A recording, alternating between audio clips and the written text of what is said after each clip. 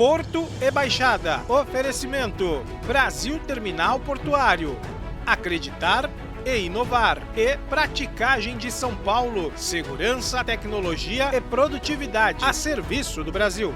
E aí, chegamos, hein? Sábado já sabe, tem Porto e Baixada comigo, Felipe Folli. É muito bom estar aqui contigo, a gente sempre traduzindo o nosso Porto de Santos, né? Pra você ficar por dentro, bater papo, falar, acabou aquele tecnês. Aqui é assim, sem tecnês, o papo reto e você ficando por dentro do assunto. Bom, a gente falou muito sobre o nosso Fórum Band nos últimos programas, mas hoje a gente vai falar do Fórum de Desenvolvimento de Cubatão que aconteceu. Seminário Internacional do Café, gosta de um cafezinho? Vamos falar sobre ele também. Tem um navio afundado em Santos. Que? Não tô sabendo? Vai ficar sabendo hoje também. Vamos falar sobre a nova poligonal aqui de Santos e também sobre o direito portuário. Começou Porto e Baixada. Vem comigo.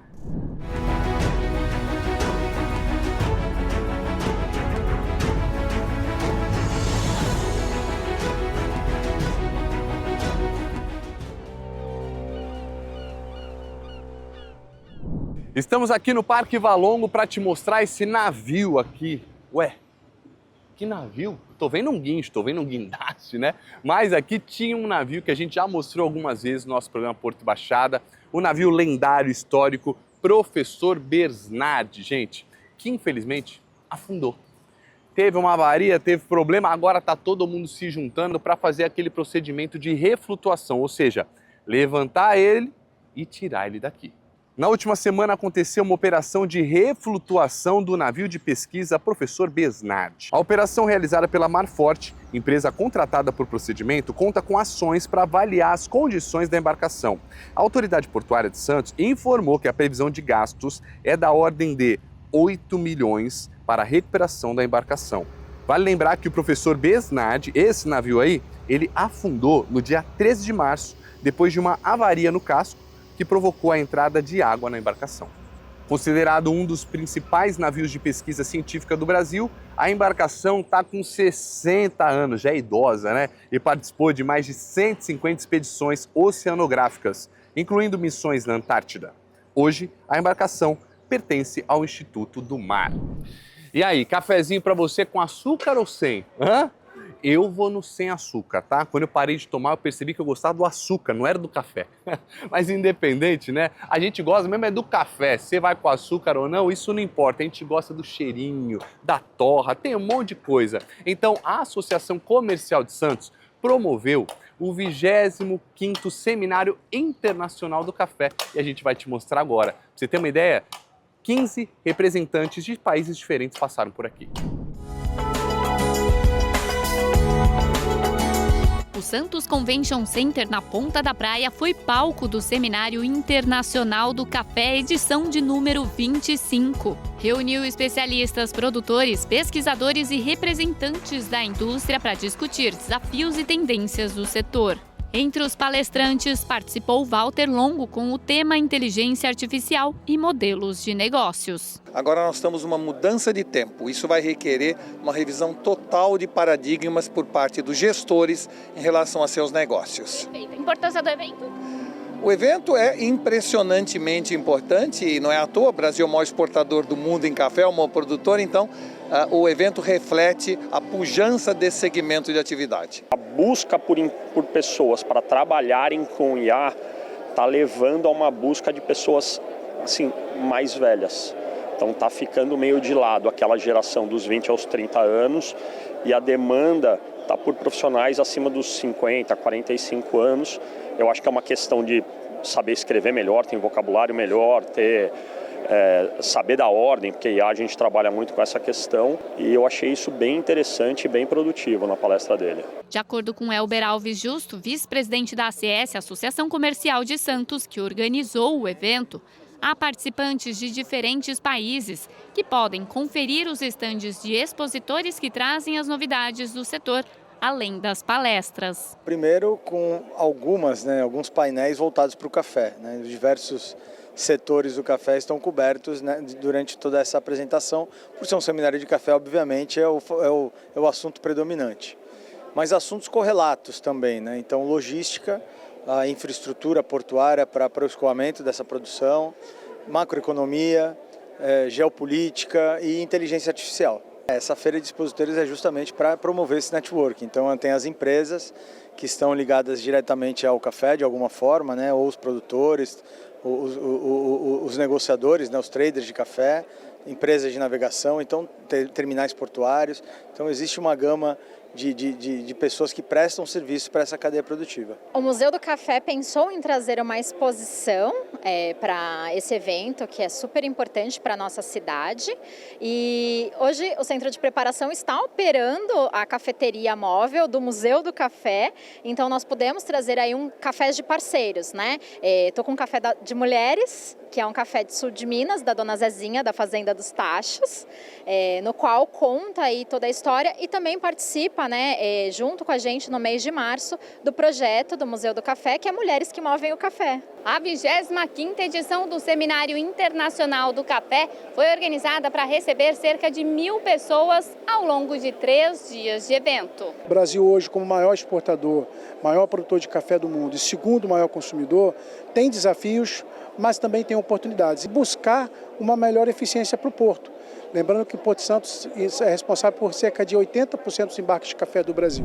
Um projeto fantástico criado pela Trope Trot. Ele está sendo patrocinado pela PTP do Brasil. E o que eles têm feito, cara? Eles têm ido nas escolas para poder levar teatro em uma maneira de ensinar as crianças, educar elas sobre sustentabilidade e sobre o meio ambiente. Bem legal. Os alunos da Escola Municipal João Papa Sobrinho assistiram à peça do projeto As Latinhas Mágicas Mudando o Mundo, que pode educar e inspirar a ação, tornando a mensagem ambiental mais acessível e impactante para os jovens.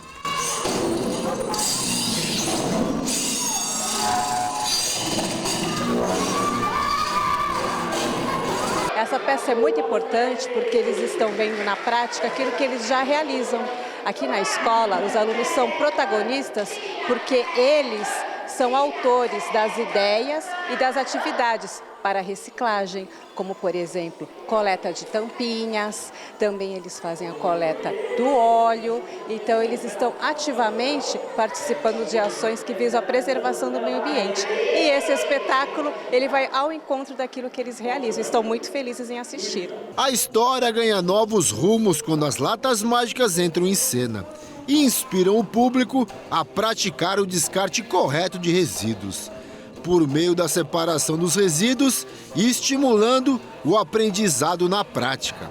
A ideia principal da apresentação teatral é conseguir transmitir a consciência ambiental através da arte. É um projeto lúdico-didático. A gente, através do teatro, consegue passar informações de uma maneira muito mais divertida, porque o teatro, acima de tudo, é diversão.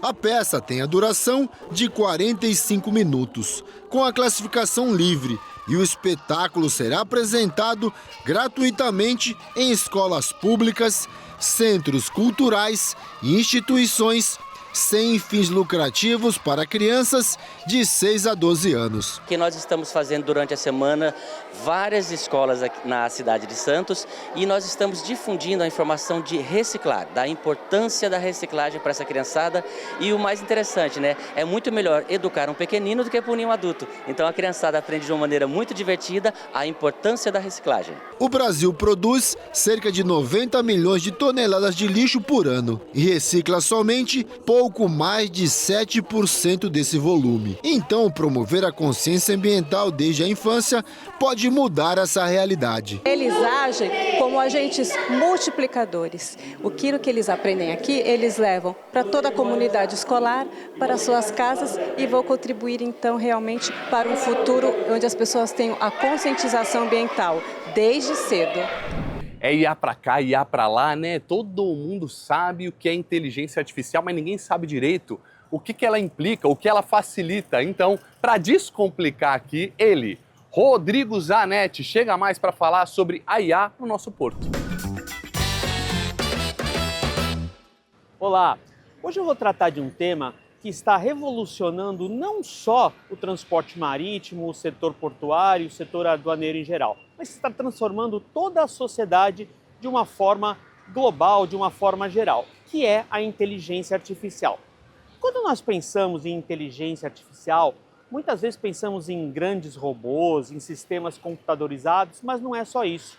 A IA é também uma forma de gerar informações, gerar dados, e isso vem afetando, como eu falei, o sistema marítimo, portuário e aduaneiro. No transporte marítimo, cada vez mais a IA vem sendo utilizado para a captação de dados, para gerar informações, para o quê? Para que os armadores possam obter informações mais certas, mais detalhadas sobre rotas, operações, gastos de combustíveis, ou seja, tornando a operação logística mais eficiente e menos onerosa para eles, ou seja, gerando mais lucro e gerando mais disponibilidade de cargas em geral para os importadores e exportadores. Além disso, no setor marítimo, a importância da IA também surge por quê? Na questão da preservação dos navios, na questão da possibilidade de se analisar se o navio está gastando muita gasolina, se o navio está gastando, gasolina que eu digo combustível, né? Está gastando muito combustível, se está gastando muitas peças, ou seja, verificar antecipadamente se aquele navio não poderá causar algum problema no futuro, né? Então, no transporte marítimo, na questão da logística, na maior eficiência, no ganho de eficiência, ele é importante, e na questão da conservação dos navios e na preservação dos navios para a continuação do seu transporte. Já no setor portuário, a inteligência artificial é uma realidade muito grande. Nós vemos alguns portos como Rotterdam, como Singapura, são chamados até de portos inteligentes, ou seja, utilizando o sistema de inteligência artificial de uma forma ampla e cada vez mais corriqueira e gerando o quê? Eficiência logística na sua operação. E aqui no nosso Porto de Santos, né, a gente também vê muitos terminais portuários já investindo, já há um bom tempo, nos sistemas de inteligência artificial, nos sistemas de automatizados, informatizados, e tudo isso a gente não pode esquecer que, quando nós falamos em sistemas informatizados, automatizados, junto com ele vem a questão da chamada transição energética, ou seja, do uso de uma energia mais limpa, né? São estruturas que podem ser casadas, né? A inteligência artificial e a questão da preservação cada vez maior do meio ambiente.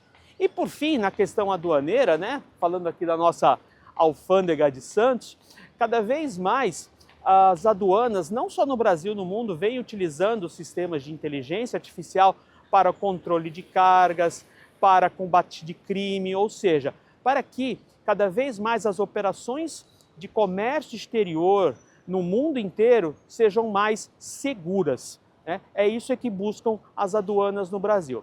Só que tanto essas questões que eu falei, elas trazem, como tantas outras, trazem alguns debates jurídicos. Por exemplo, temos na questão do transporte marítimo os navios automatizados, né? Ou seja, aqueles navios que não possuem tripulação, que utilizam, obviamente, do sistema de IA, né? Da inteligência artificial. Ou seja, será que esses navios, como é que vão responder em caso de um acidente? Ou seja, quem será o responsável se não há um comandante dentro do seu navio, né? A questão também, na questão portuária, vamos dizer assim, na questão de algum dano na carga, como é que vai ser analisado isso juridicamente? São debates que estão surgindo, e a questão também da preservação dos dados. Muita gente, nós temos medo da utilização enorme da IA, porque nossos dados ficam expostos. E a aduana tem como dever, sim, preservar as informações, que são informações sigilosas, são informações que podem afetar a concorrência de algumas empresas dentro do cenário mundial.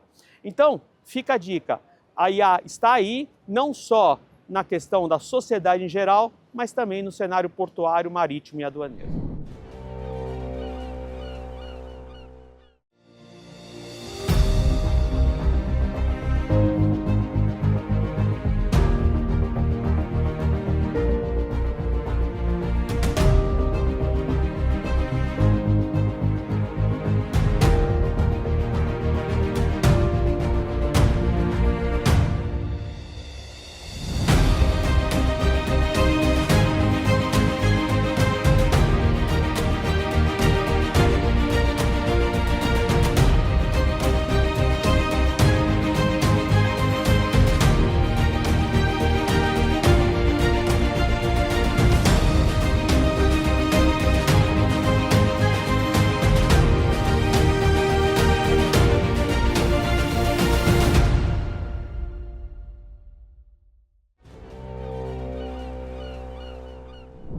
Do meu lado aqui o professor Lustosa, especialista em porto, ele que defende a causa hidroviária. Tem muito assunto para a gente falar por aqui, mas hoje eu quero trazer a poligonal. E aí, vai aumentar a capacidade do porto? A gente já tem aí definido 56% a mais da capacidade, mas eu queria entender o que isso muda na prática na economia. Professor, tudo bem? Bem-vindo de volta. Agradeço o convite, é um assunto que é fervilhante aqui na Baixada Santista, né? Sim. E nós estamos trazendo a persistência, né, dessas sementes que precisam germinar, né? Hoje nós temos uma visão do governo do estado bastante interessante, né? Bastante interessado em fazer a conexão tanto para carga quanto passageiros em todos os rios que integram o canal do Porto de Santos. Então agora... é um momento muito importante para nós hidroviários. Desculpa até te interromper, eu ia até entrar nesse assunto. Serão quantas cidades a mais agora aí? Nós temos 6 cidades, né, que se conectam com o canal do Porto de Santos. E as 6 cidades, né, elas têm ali já um mapeamento, né, das principais áreas, né, que podem servir para essa conexão de complexos hidroviários, complexos industriais, integrado a portos fluviais. Esse é o nosso logotema, né, da hidroviário pela Associação de Engenheiros, né, portos fluviais integrados a condomínios industriais. Isso permite uma ampliação da capacidade de carga do Porto de Santos através do modal hidroviário e cria emprego, né, na nossa região, nessas posições que nós temos mapeadas, de áreas industriais, vai gerar emprego para a região, que é carente em emprego. A proposta é trazer a indústria, né, para a região metropolitana da Baixada Santista. Quais cidades são essas? Agora, Bertioga eu sei que está incluso, quais mais?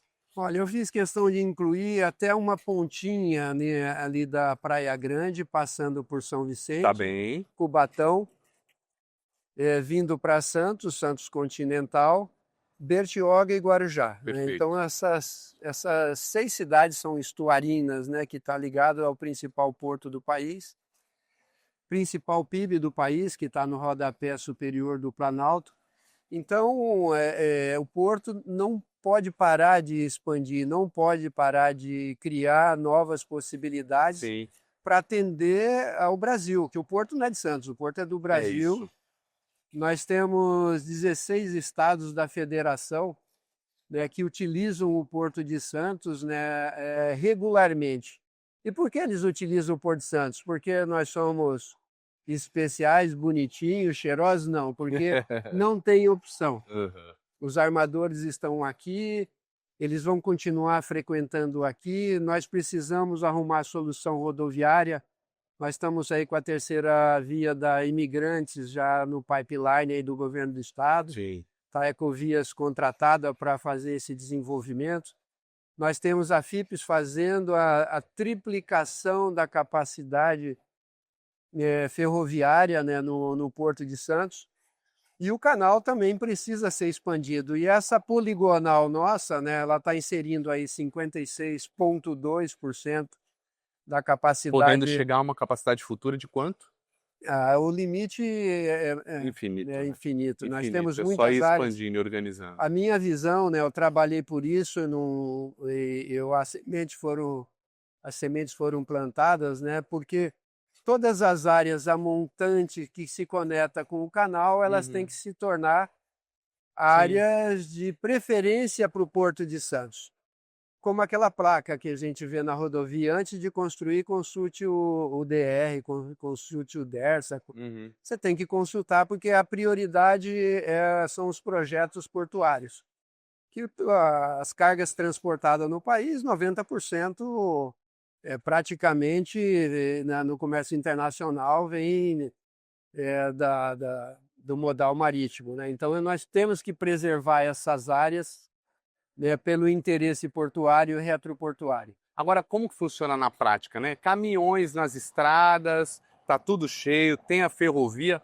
O que muda essa conexão, essa interligação entre essas 3 cidades, 6 municípios, na verdade, para poder fazer essa logística ficar ainda mais fácil? E a gente tem um avanço de Brasil também. o que muda, nós vamos estar conectado, né, com a expansão do Porto de Santos. O Porto de Santos, desde 2004, não para de bater recorde. É recorde mensal, recorde anual, né? Então, nós temos a obrigação de zelar, né, por esse plano de expansão. O PDZ do Porto de Santos, né, e o Plano Mestre cuidam dessa ampliação. Essa diretoria atual, né, eu estava na diretoria anterior,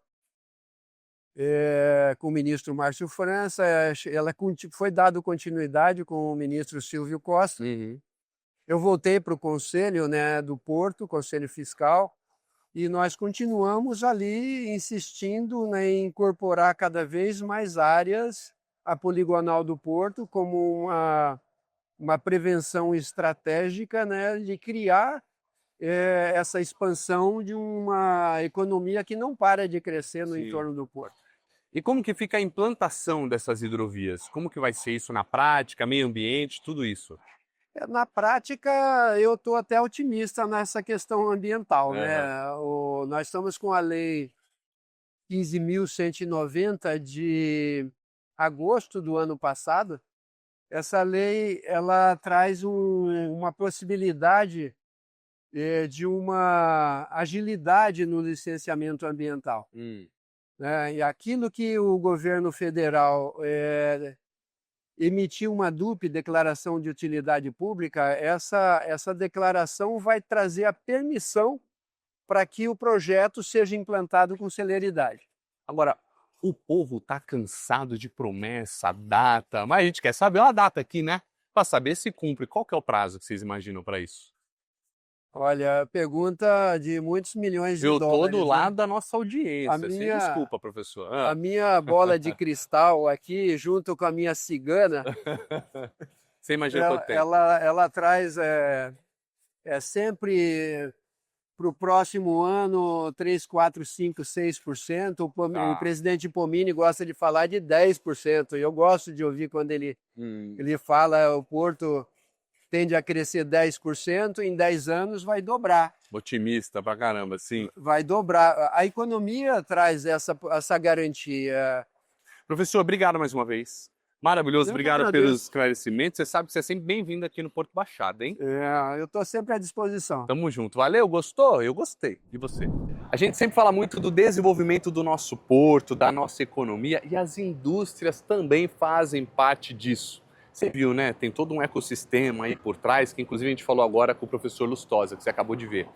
Mas é importante dizer que o Fórum de Desenvolvimento de Cubatão, ele discute exatamente isso. Por que não ter parques industriais para a gente poder ter uma economia ainda mais aquecida, a indústria ainda mais forte e competindo ainda melhor no mercado? A gente vai lá te mostrar um pouco mais sobre isso. Olha aí. O Bloco Cultural no centro da cidade foi palco da abertura da Semana da Indústria em Cubatão, evento que contou com a presença do secretário de Desenvolvimento Econômico do Estado de São Paulo, Jorge Lima. A indústria no Estado de São Paulo é super forte, mas em Cubatão ainda mais. 56% do PIB aqui é indústria, 32% de emprego é indústria. O PIB per capita aqui é um dos maiores de São Paulo, as pessoas esquecem isso, roda na casa de 250, 270, entendeu? É absurdo o número que tem aqui, 240 para ser exatos. Então você tem uma cidade que tem, por natureza de si só, uma indústria forte. Nós somos um governo extremamente preocupado com a questão de sustentabilidade, em todas as nossas secretarias tem ação disso. E Cubatão é significante para a gente, porque Cubatão é a maior recuperação ambiental do mundo, gente. E é reconhecido, o que foi feito aqui de 80 até agora é um dos maiores cases de sucesso do mundo. Também esteve presente na solenidade de celebração em alusão ao Dia da Indústria, 25 de maio, Américo Ferreira Neto, diretor titular do CIESP Cubatão, Centro das Indústrias do Estado de São Paulo. A indústria tem que trazer tecnologia, tem que trazer inovação e a competitividade, pensando no sustentar e manter os seus negócios em operação. Então o CIESP vem buscando essa integração, essa sinergia, né, entre poder público e privado, com uma série de ações que vão desde o governo municipal, estadual e no âmbito federal também. A representação que é dada pelos políticos da região, né, o poder público vem encampando uma série de iniciativas que a indústria vem promovendo e temas que são relevantes para essa sustentabilidade industrial, não deixando, obviamente, a sociedade civil organizada fora disso, não deixando os temas ambientais. Nós queremos crescer com o meio ambiente atrelado a isso, até porque Cubatão é uma cidade símbolo de recuperação industrial, então estamos dentro de um polo que foi reconhecido pela ONU como uma das maiores cidades verdes do mundo. Então, existe uma série de trabalhos que estão sendo feitos, mas também todo um legado que nos foi deixado. A Semana da Indústria inclui uma extensa programação ao longo de 5 dias de evento. Ao longo da semana, a gente tem Conecta Futuro, que é uma feira de empregabilidade para jovens, em parceria com o Senai. Depois nós temos na quarta-feira o Fórum de Desenvolvimento Econômico de Cubatão, em parceria com a TH+, é um momento super importante, é uma manhã de debates técnicos, que é importante participar. Na quinta, a gente roda as escolas municipais, estaduais, aliás, com palestras mostrando o que é indústria e como que esses jovens podem se preparar para as funções da indústria. E sexta-feira a gente relança o Conselho de Desenvolvimento Econômico da cidade, fortalecendo esse campo de diálogo dos macrotemas que Cubatão precisa desenhar para o seu futuro. Temos que lembrar que a indústria sempre foi uma locomotiva da Baixada Santista e a vocação da nossa cidade, e hoje muito especial, porque hoje a gente vai fazer uma singela homenagem aos operários, aqueles que fazem a coisa acontecer, né? Porque muitos dos CEOs estão aqui conosco hoje, mas a fábrica não para. Então nós temos que homenagear esses operários que fazem muito e contribuíram bastante para o crescimento e desenvolvimento da nossa cidade. O setor químico veio perdendo empregos, veio perdendo atividades nesses últimos anos. Ele volta a ter uma expectativa liderada por uma sinergia que aconteceu entre políticos, trabalhadores e empresas, para nós pressionarmos o governo para termos uma legislação que pelo menos trouxesse uma expectativa de melhoria. Vai melhorar? Acreditamos que sim, mas ainda falta muita coisa. Bom, dia 25 de maio se comemora o Dia da Indústria. E nada melhor do que, num polo industrial tão importante como o Polo Industrial de Cubatão, nós podermos dar início a esse momento de comemoração com a Semana da Indústria. É isso aí, fim de mais um programa Porto e Baixada. Espero que você tenha gostado demais. A gente adora fazer esse programa, sempre traduzindo o Porto para você. Aliás, falando em Porto, não posso esquecer, né, meu diretor? Tem também a Copa Porto, que está chegando por aí. Quer participar? Corre lá na internet para você se inscrever e, claro, sempre acompanhe o nosso programa ou pelas redes sociais ou também no canal do YouTube. E eu te espero sábado que vem com mais um Porto e Baixada. Tamo junto, valeu!